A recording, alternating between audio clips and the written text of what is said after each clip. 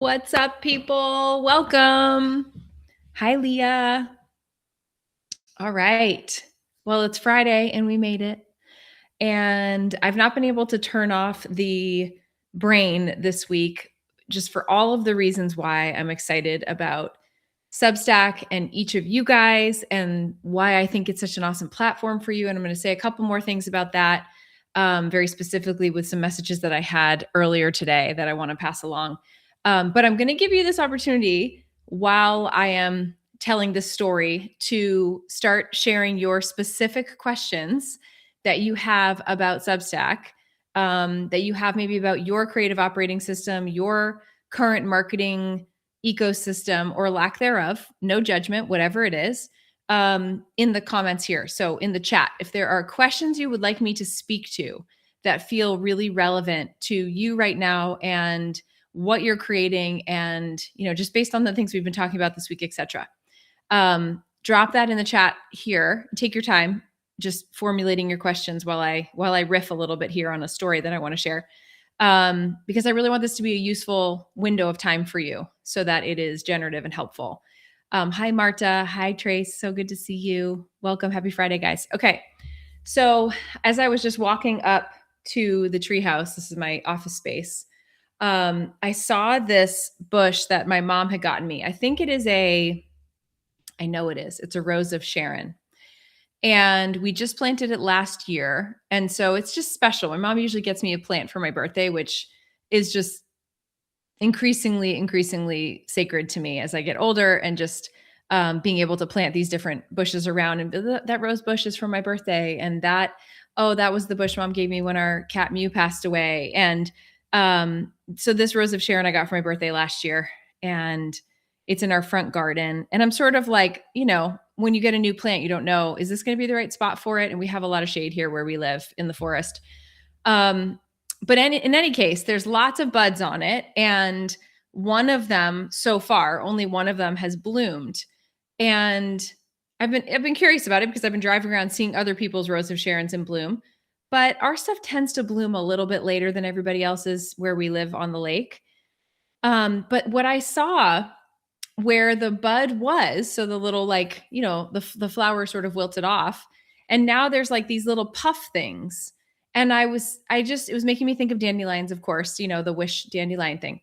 But what it made me think of as I was coming up to have this conversation with you is like, whoa, the flower is so intelligent. This plant is so intelligent that it wants to basically like spread its seed. So it's like done flowering. And what's left are these little wispy seed pods that are going to basically catch the wind and blow off. And there's more, right? There's more of it. It's reproducing. It's giving itself a chance to thrive. And you guys would get the analogy of why I'm telling you this story about the Rose of Sharon bush.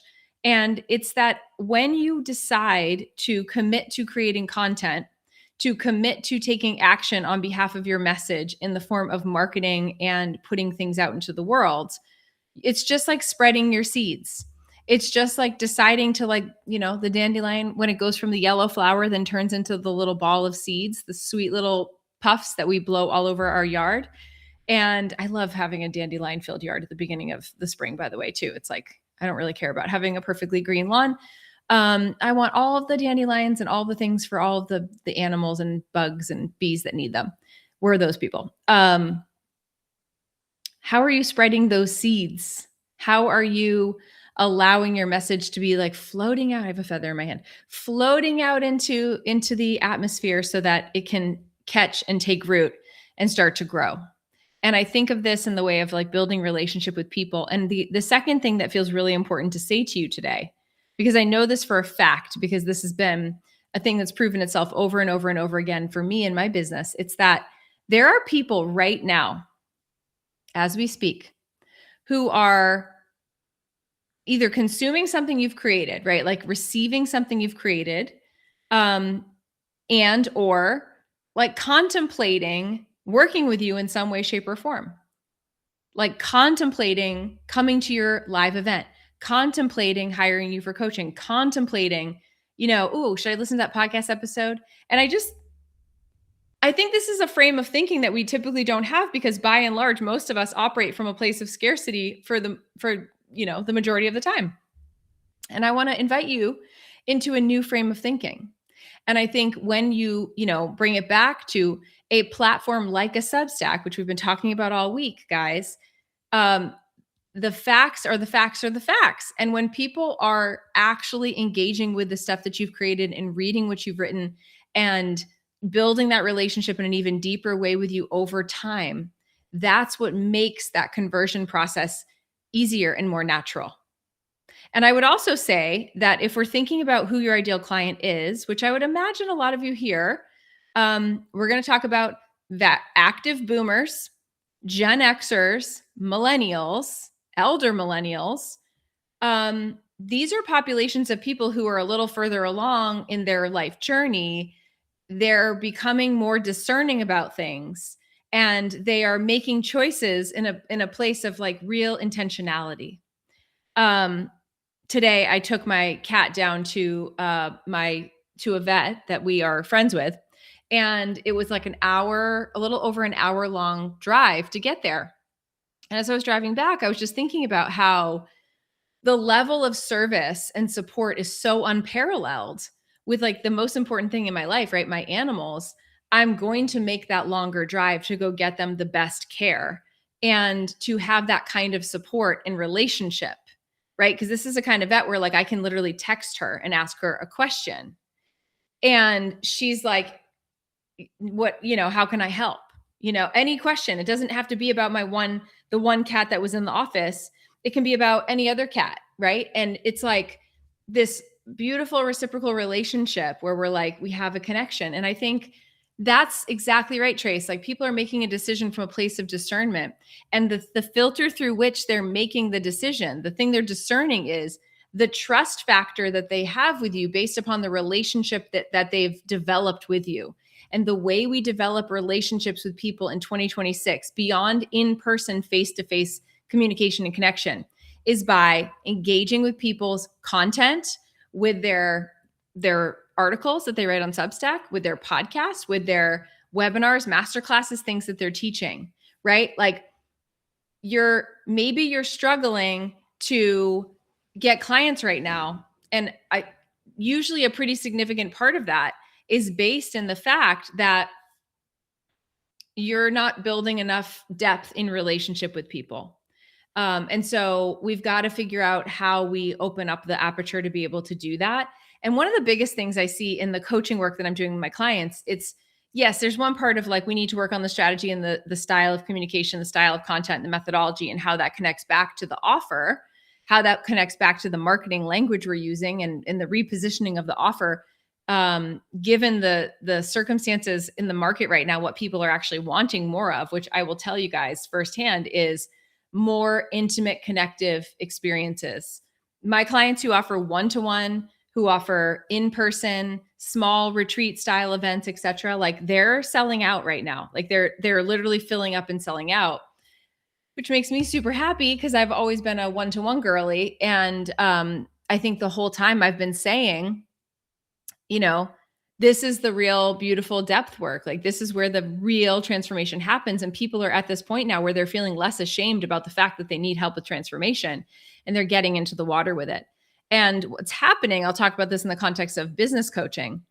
What's happening is that the stuff that needs to get cleared out of the way so that we can actually have the results in our business that we want to have are being expedited in the one-to-one coaching experience. So I have a client right now who her whole life is completely blown up. Her relationship's fallen apart. And all the while we've been coaching. And one of the things that we decided, I said to her today was, this might sound crazy, but I'm just going to say it. All of these things had to happen in order for you to be able to actually have the business and the life that you want. Because the reality was she was in a really dysfunctional relationship where she was hiding herself, where she actually had to be a constricted version of herself, where she could not actually step into the fullness of what her gifts are and what she actually wants to do in her work and her business. And this is kind of an extreme case. It's not like every one of my clients is like getting a divorce, but this was real for her. And she said, yeah, 100% accurate. I could not be the version of me that I am, that I really truly am, in order to go and do the thing I want to do in my work in the world and what my soul calling is, staying in that old sort of constricted, diminished version of myself. And it's amazing what's happening for her now. So this is something I've said it to another client. It's like, I know we resist, you guys, like feeling the thing that's uncomfortable. But what I think happens in business coaching, you guys, I love you. Thank you so much. What I think happens in business coaching, at least in the context of the work that I do with my clients, is we go through the thing faster, right? In the big picture. Like if you're out there flapping in the breeze trying to do it yourself, you're kind of like maybe not going to get to it. But then you have a safe container to be held with the main premise of like, we're going to get your business going. Like we're going to do the thing, babe. But we got to go through the stuff that's out of alignment. We've got to actually name it. We've actually got to live through it like a real human. We actually have to feel the thing. And what's amazing about coaching, and I have this experience with my coaching, that in terms of like the coaches that support me, I am held in my process.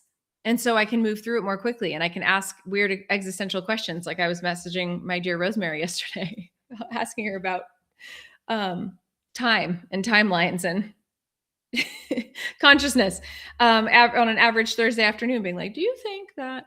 So it's like being able to have a person to ask the questions of, to share examples with. It's like, that is the thing, you guys. Like that's the thing right now that is creating rapid results. And I say rapid with the air quotes because it's like, well, it's a relative term. Sometimes it is really rapid, right? It's like the thing happens. It depends on where you are. Sometimes it takes longer than we expect, but I can tell you every single client that I work with, they're like, damn, I had to go through that. Like I had to go through that. I had to feel my way through that in order to get to the other side. So, and to be ready, like to be actually ready to have the thing that I desire to have. So just saying, so tell me, what are your questions, you guys? I see Michelle. Hi, Amber. Hello. Hi, Kira. Welcome. What are your questions about Substack? What are you trying to figure out that you're like, maybe you're asking Claude or ChatGPT or something, and you're trying to get them to help you figure this out. Hey, Kay, welcome. Hi, Susie. Hi, Laura. Hi, Richard. Hi, Taylor. It's important to say hi to everybody that I can. What is the thing that you're trying to figure out right now as it relates to Substack? Where are you having sticking points? Where are you like curious? I don't know. Just what can I speak to directly, in correlation to your experience right now that I can help you with? Because that is what I'm here for. I want to help you with that on this beautiful Friday after our 5 days together. And while you guys type your questions in, I will remind you that next week I am teaching a masterclass for all of my Substack Signal members. So those are the people who have upgraded into the paid tier of my Substack, which is $88 for the whole year. And I'm teaching a class called The Audacious Art of Reality Creation. And I'm going to be sharing my 15, actually it's 15 now. I know I said 12 yesterday, but now it's 15 reality creation principles. It was really fun as I was mapping this out last night and really just like thinking about, okay, how have I created this business? How have I created this version of reality that I'm living in? How have I done that? Give me the real, talk about the brain stuff, talk about the neural pathway stuff, talk about the practices, the commitments, the focus, the energy. Like what is the sort of like physical commitments there, and mental reframes. And so I'm going to be teaching these activation style. There'll be invitations for you as you're going through them to like write all this down and start practicing these practices. It's difficult to do all of them at once. I live all of these now. Of course, I have moments I dip because I'm a human, but yeah, this is going to be the meat of that training. And I'm really, really excited about it. So, upgrade, be a part of the Signal and you'll have access to watch that. The replay will be there too, if you can't get in there. Okay. Let me look. I'm going to take a sip here before I dive in, because these are some good questions. I love it. I love it. I knew you were going to come with the hard hitting ones. Okay. All right. I'm going to take it from the top. So we've got Trace. I know, Tracy, I want to just keep talking to you privately about what you name it, because I feel like we've got some options. So text me and then let's like land that. I think, yeah, naming your publication feels actually personally important more than anything. But when you can make it mean something that connects to your work and have those things like intertwined, I think that is like knocking it out of the park. Like that's pretty elite. For me, I've kind of gone back and forth on a couple different options, but for now it's Homeward, which is the name of my paid program and it is the name of my podcast. So I do get that could feel a little bit confusing. But at the root of it all, if there's anything I sort of want to be known for and what I want my brand to be known for, it is really about that homeward journey. It's about the inward, onward, homeward thing. Like we're coming back in. So it really works. And at the end of the day, here's the other thing though. People aren't really coming because of what it's named. That's sort of secondary. They're like, oh, cool, Homeward. That makes sense. They're coming because of me, because of my writing, because of the seeds that I've planted and thrown out into the sky, right? It's like they're coming to receive the teachings that I offer. And I think it's really important to remind yourself of that. Sometimes it's easier to get hung up on the name of something than it is to accept that it really comes down to people wanting to learn from you and connect with you as a person.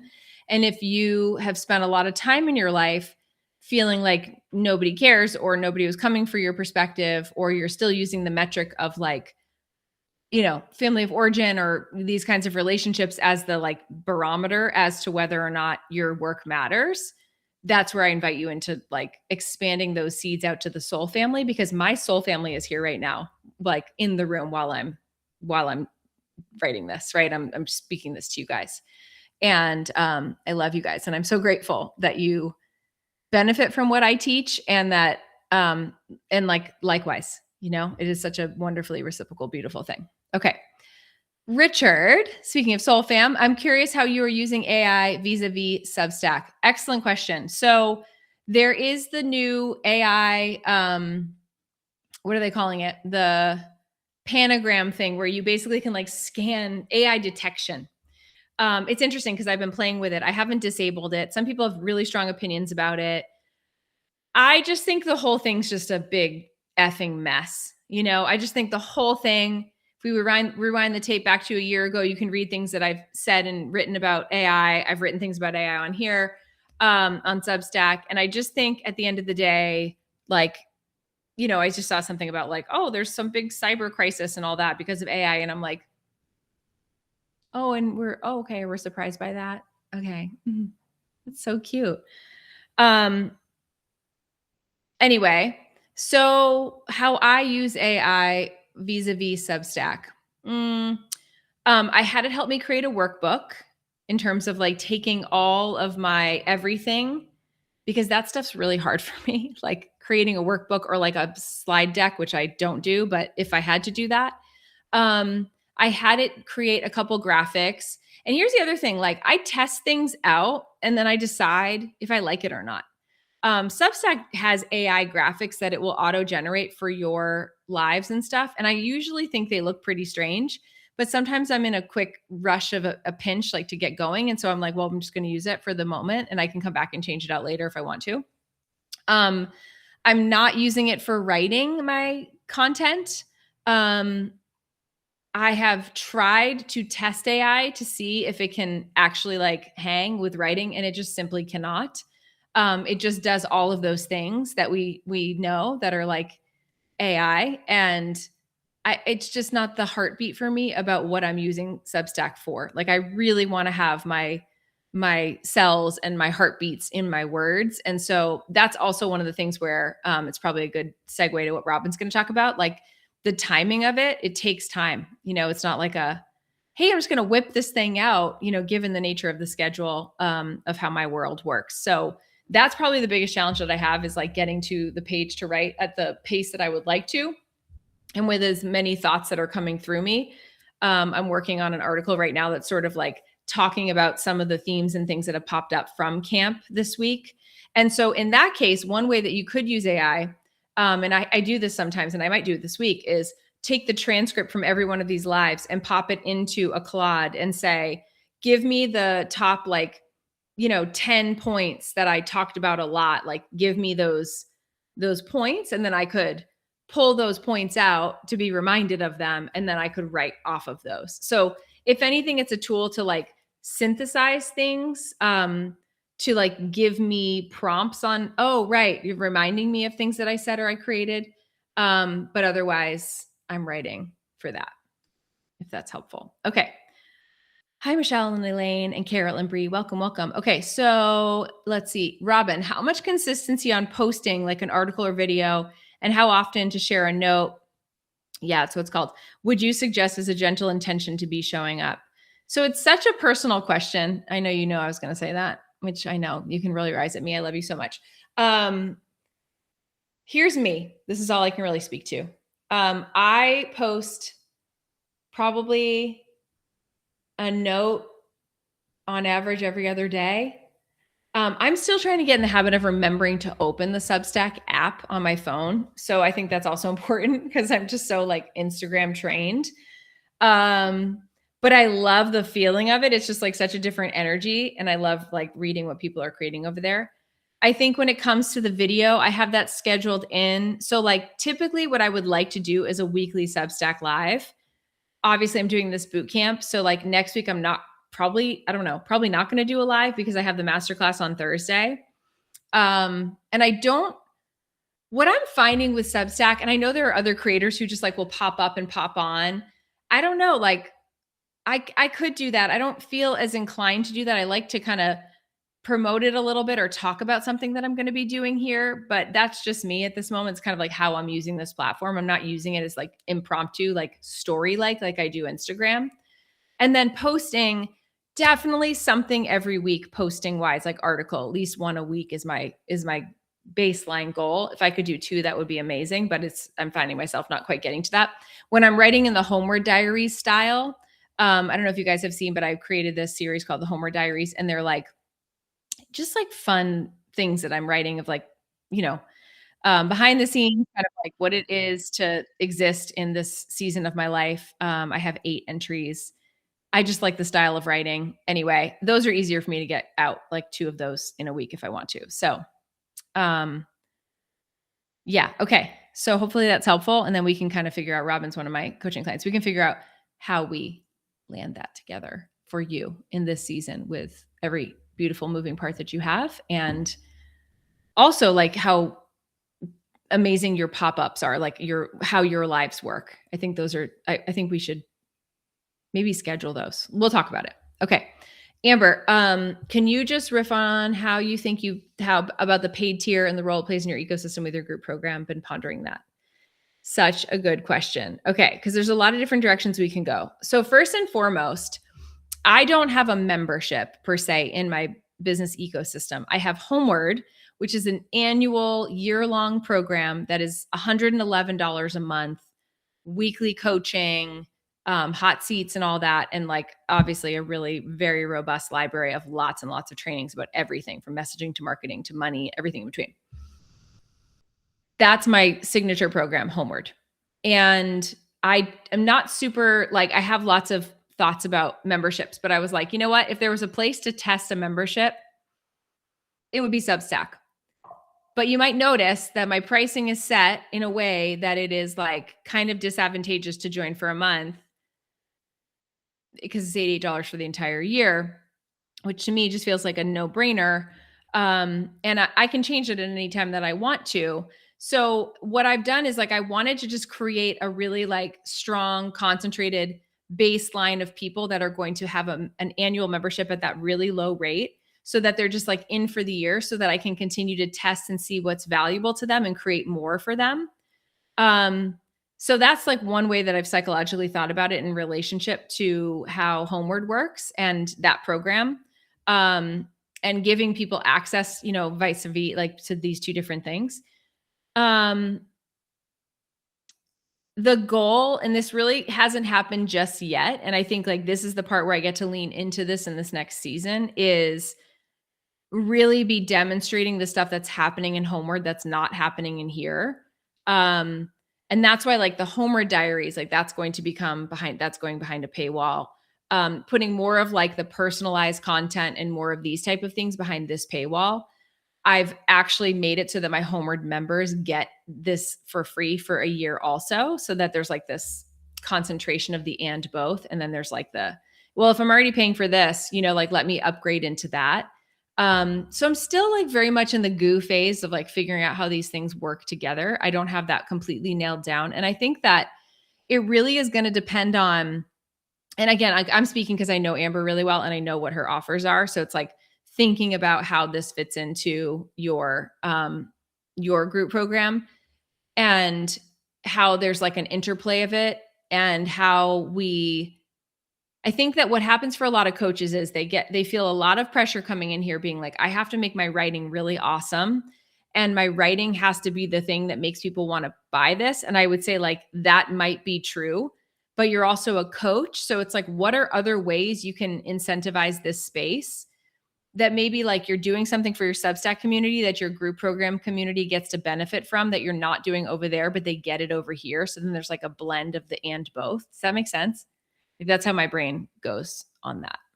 So I'm like, the bottom line is a lot of my Substack community wouldn't necessarily be like a tomorrow fit for Homeward, but more time together in here makes them a fit for that, or for one-to-one or something deeper. That's how I'm kind of looking at how people are going to move inside of the constellation of these offers. Okay. Yeah. Goo phase. Hey, permission to be in the goo phase out in public, like live. I don't think we have to have everything nailed down. I really don't. And I think the pressure to feel like you have to have everything nailed down is part of the reason why you don't start and it holds you back. Okay. I'm so glad, Elaine. How Substack is taking a turn downward, less subscription, blah, blah, blah. I know. I don't care. Yeah. I mean, you know me, like I just literally don't care. I don't care. Those kinds of articles get lots of reads, lots of clicks in the same way that like the sky is falling anywhere else does. And so I just like that's not my lived experience. Mine has only been going up. I've just been having an increase experience because I'm hyper focused on my people and what they need and creating from that place. And I do find that there are a lot of like narky people on Substack that are like, oh, Substack is going down the tubes because all these coach people are coming here and talking about get rich quick and all this bullshit. And it's just like, okay, you can talk about that if that gets you clicks and views because you're deciding to be in the frequency of negativity instead of like focusing on what you could be adding to the conversation. It just doesn't interest me that much. But I hear you because I've seen it too. Marta. Hello. Okay. I'm trying to figure out how to show up and stay consistent when I don't feel that I'm in my power. You know what I mean? I do. Today, I feel at 25% and I'm not inspired at all, but somehow I still want to show up. It feels like self-exposition when I'm not 100%. What a beautiful, transparent share. I appreciate that. And I can relate to that. It's like I'm in a little bit of an upswing, sparkly energy this week, and I've been really grateful for that. And I think sometimes I wonder, like, is it the chicken or the egg? Like, did I naturally feel that way energetically? Some people are just getting leveled by this eclipse. I felt like pretty sparkly from this eclipse. Sometimes, usually on new moons for me, I feel like I'm getting my ass handed to me. So, it just depends. And so I think that it's an astute thing to ask. And perhaps it's more about, okay, well, if I feel like I have to show up from a place of obligation, what is the root of that? And like, where does that go back to? I was saying this to a client earlier today, like, it's great that you're committed to this challenge of posting all these days in a row and showing up and like creating content. And I love that. Like, I really love us pushing our edges and having discipline and being in devotion to the thing that we really want to do. I think that's super, super amazing. But if we don't give ourselves permission to have an off day or an off moment and not feel like, hey, you can pause, like, and then not be afraid that that means something, or I'm not like, that's a deeper conversation about why you're doing something in the first place. And like, that's the thing I'd want to look at. And maybe showing up at 25% is like, oh, I'm just going to write a note on Substack, or I'm going to write something about what it feels like to be at 25% and be a creator, and like the vulnerable, revelation of that it feels harder to have this kind of a job when you're not feeling 100%. And also, like, what human do you know is at 100% every day? So I think that there's like a lot to that, but I think that other question that I asked is the one worth deeper exploration, perhaps, and could be opening some things. Yeah, me too, Robin. Why the random us versus them on Substack between coaching and writing? I find myself perplexed. I know, I see it a lot. I see it a lot here, and I follow some of these people, and I'm just like, it's like the lens through which you look through. And I was saying this to somewhere earlier today, but it's like, probably Voxer coaching a client, like you gotta clean the lens off to get the clear picture. And the bottom line is, there's enough room for all of us. There's plenty to go around.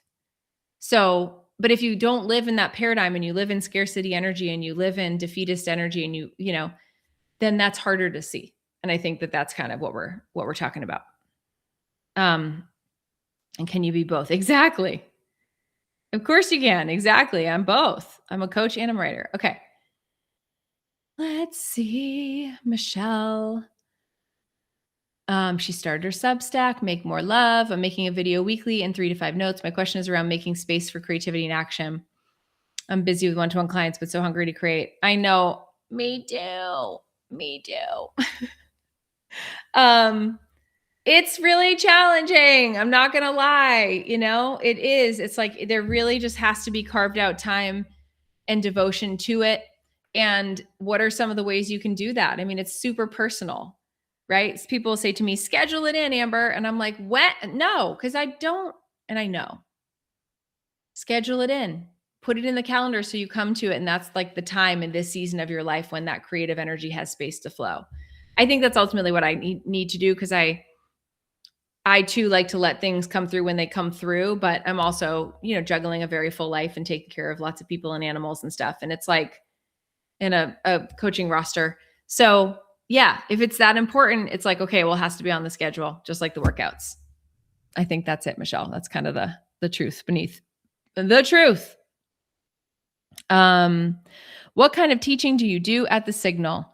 All kinds. I mean, there are masterclasses about sales. There is the full series of all the Substack trainings with the workbook to help you get your Substack, for lack of a better term, I'm going to say channel up and running. I'm doing this Audacious Art of Reality Creation masterclass next week. I do pop-up Q&A lives with my members as well. More coming, more coming for that. Ooh, why did I name it the Signal? So many reasons, Trace. So when I think about, love that she's like, bump set, go ahead. This is what besties do. So the reason I named it the Signal is because that's really what it feels like. It goes both ways. It's sending out the signal, me teaching you guys how to send out the signal, right? Send out the seeds, as I was talking about earlier, for the people that have energetic resonance, the frequency to connect with what you're talking about, what your messaging is about, what your Substack is about, like what your podcast, the signal, they hear, they feel the signal. And then it's also like you getting the signal, like receiving it. It's like this reciprocal, beautiful thing. So yeah. And Substack itself, right? I talk about it often. I'll say it's Substack Signal. Like Substack is the place where you're signaling, where you're sending out the signal. Yeah. It's kind of fun that it goes both ways. So it's like a play on the tech. It's a play on the energetics. It's like an artistic interpretation of marketing. Okay. I know, Brie. I know. And I think that one of the ways, okay, so I asked this question, I don't know which day it was. I don't think you were here for that conversation. I would love for everybody here, some of your homework that is really contemplating wanting to do Substack, to sit down and write down the platforms of like, not just the platform itself, but the medium inside of the platform. So it might be like Instagram stories. It might be Instagram feed. It might be email newsletter. It might be Substack free content. It might be Substack paid membership. Okay, great. That's like a lot of things. Podcast. Here's the question for each one of these. So you could write them all down in one column and then have another column where you're answering this. What is the role of this particular platform? It's also really helpful for you to tease out like why do I have that? So like right now for me, and I know you love YouTube, Bree, but for me, I'm like, I haven't even looked at it. I just have my stuff going from like these trainings are just going over there. And I may or may not I don't know, I'll pull the plug on that or not. But in any case, like at this moment, the signal's going out over there just on sort of autopilot. I'm not actively trying to grow that channel in a super concentrated way because I just don't have the bandwidth for it right now. So that's the question you can be asking yourself is like, what is the role of each of these things? Instagram stories for me is like intimate. I'm literally showing behind the scenes, day-to-day life, talking directly to my clients who watch my stories, talking to prospective clients, talking to past clients, talking to my community at large, my Homeward members that are watching my stories. That's how I think about Instagram stories. So that's what I would invite you to explore because it's going to have a different answer for every single person who's watching this right now. Okay. What else? What other questions do we have? Did I miss anybody? Let me see here.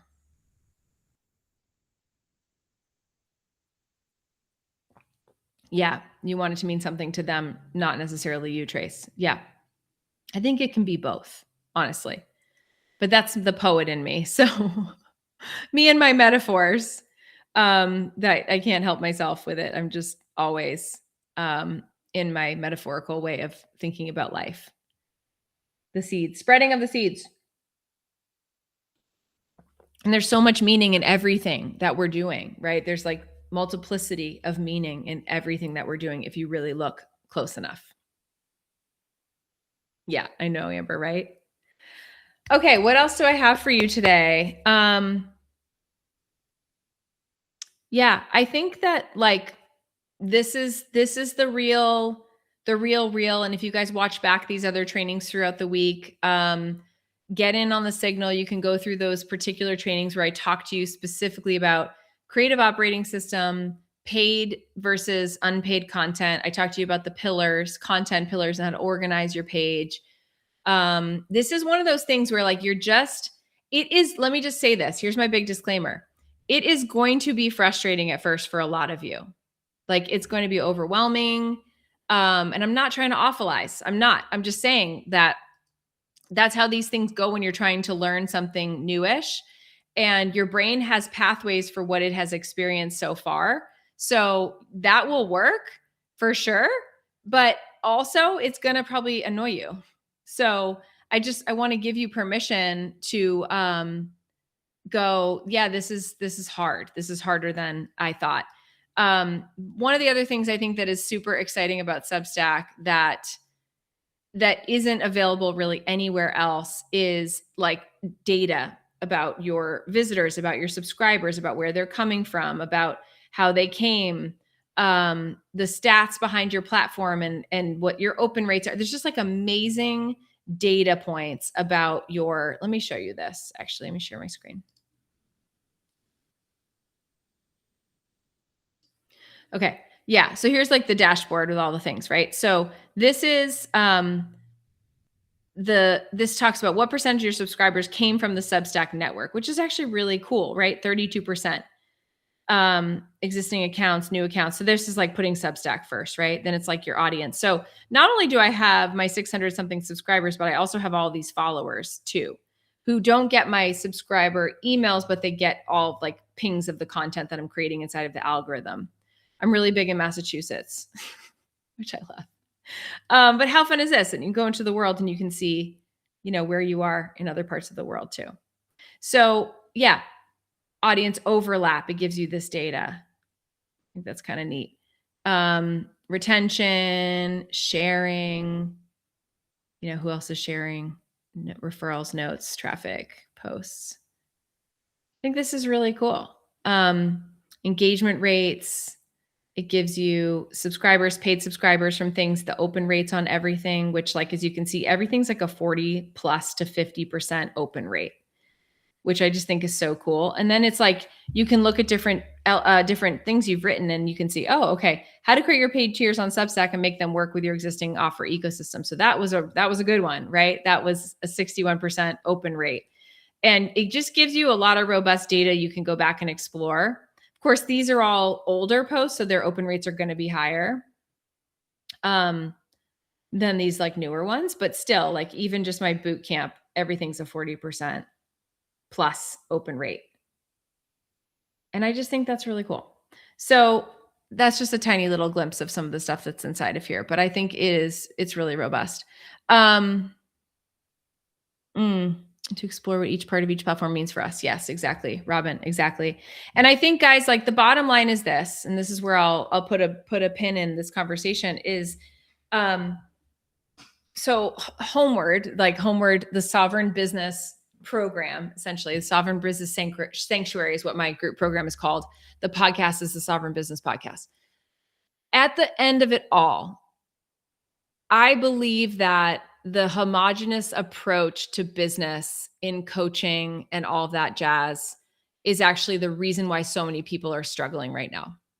And I think that what we need to reclaim is our own authority and the audacity to build things in our own unique way without stopping and going, wait, is this the right way to do it? Wait, is this the right way to do it? Wait, what's the way that you do it? And instead, like, test things. And I think often, here's the other part of that. Here's the other dimension of that. We think that we're failing because we're not getting the result that somebody else is getting with like a completely different reality, a completely different energetic, a completely different way of doing work in the world. And unfortunately, AI is just making that harder because by all intents and purposes, right? Like what AI is a result of everything that's already been created, not necessarily the leading edge of what hasn't been. And humans, us, we have the ability to source from what hasn't been created yet.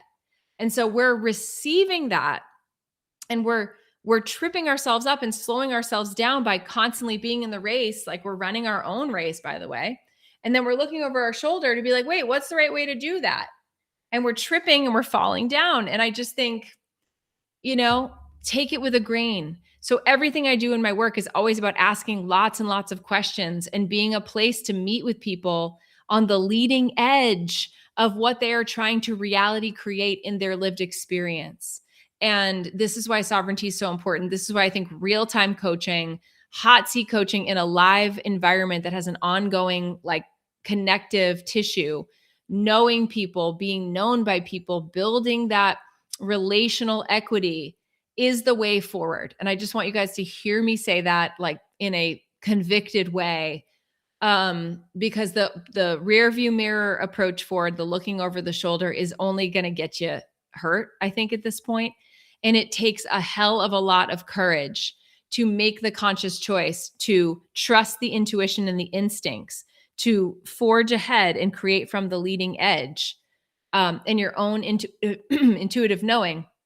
I just said this to my family in the kitchen about a decision that we made about something. And I was like, I go back over it. And I feel like even though we made this decision and then this is probably going to be the result of that decision, i.e. like mediocre outcome, I still make that decision because the other one I made for all these really good reasons that felt like really intuitively aligned for me at the time that I made it. And there's just something really satisfying about living from that place of trusting your own knowing. Above all else. So trust yourself. Substack's a pretty sweet place. I think if you are trying to like blow it out of the water, there's no reason why you can't. I want to say that. There's no reason why you can't. You're not going to hear me tell you that you can't.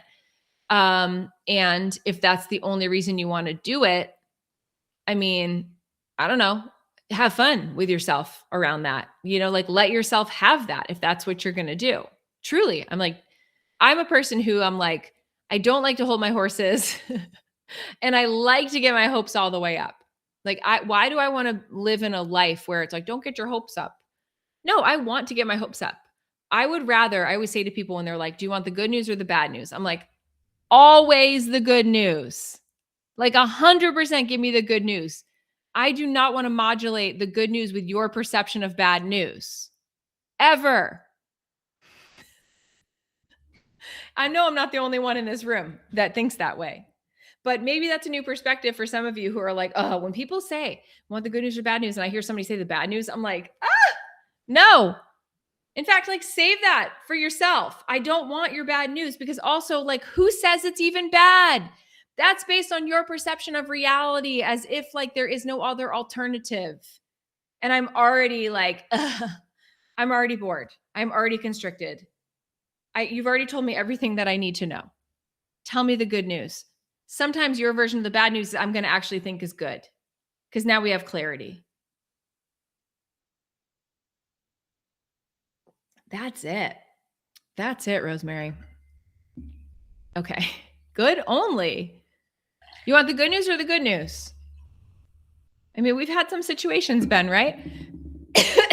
My husband's like calling me, telling me we're hosting an event. He's like, we have like a 13,000 square foot space. We're so excited. We're like, we're going to fill, and we're like allowed to use 9,000 square feet of it. And the town comes in and they're like, you have to cordon off like half the event space and you can't use it. And I was like, okay. Well, the only option is good news. The only option is we're going to make the best of our 9,000 square feet. So, okay. I'm just like not interested in the framing of bad news. Listen, this is the 13-year anniversary tomorrow of a near-death experience that I had when my daughter was born, which was like my new life experience. That's really what it was. And from there forward, it has just been about repatterning my brain for the positive, because it's all gain. Like there really is no loss. Even when you lose, okay, this is going to hit hard. Even when you lose loved ones, you lose like the ultimate, the people that you love. You have the gift of always having had the love. I know, sweet Ani girl. You have the gift of the love. And that's why the loss hurts so much. It's because you had the gift of the love, and now you have that loved one in non-physical. And for some of you, they're sending you all kinds of messages, right? Fire alarms in the middle of the night and turning on the water and all of the gifts. But if you don't believe that that's true, because here's the thing, like, you know, I know that we reach a point in the physical experience for some of us that are just like, okay, I'm ready to change form. And energy cannot be created or destroyed. So it's like, where does it go? This is a whole nother conversation that we can continue to have here. So it's a special day. It's a special moment. And we're going to be celebrating my girl. And I just say to you that what I experienced in that awakening moment in my life was the confirmation of the goodness of how good it is, like how good it actually is. And we get really mired in other people's wrapping and framing of how bad it is, other people's versions of bad news. And I would just say, like, what happens when you peel that wrapping away and you get to actually see what is here? Everybody here, you have infinite potential if you believe that it's true. And that today can be the first day of the rest of your life, that today can be a springboard forward to anything that you desire. You can truly live a brand new life starting today if you decide that that's true. In any moment, in your next breath, in your next blink. Ready? New life. That feels good. Okay. I appreciate you guys so much. I really appreciate you and the opportunity to support you in this way. The beat goes on. If you've enjoyed the flavor of these trainings, just think when I'm not just talking about Substack, what we're going to be doing up in here. Upgrade to the Signal, join Homeward, apply for one-to-one coaching. I have 2 spots officially opening in September. So get on in here. Here's the link to do that. And let's roll onward, upward, inward, Homeward. I appreciate you guys so much. Have a beautiful, beautiful weekend. And I will see you next week for the Audacious Art of Reality Creation. It's happening on the 3rd at 11 a.m. Eastern time. There will be a replay if you can't get there live, but all my Signal people, I want to see your little names in the chat. And you're going to want to bring a notebook to this one because we're going to go really deep. Okay. Love you guys. Appreciate you. Sending you all big love for this weekend. I know there's big stuff happening in lots of people's worlds, eclipses, events, intimate conversations with self and with loved ones, new levels of stepping into creation and conversation with self, allowing oneself to be seen and to be visible, all the things. You're welcome. Thanks, guys. I love you all so much. Mwah! Love you, soul fam. All right. I'll see you soon. Bye.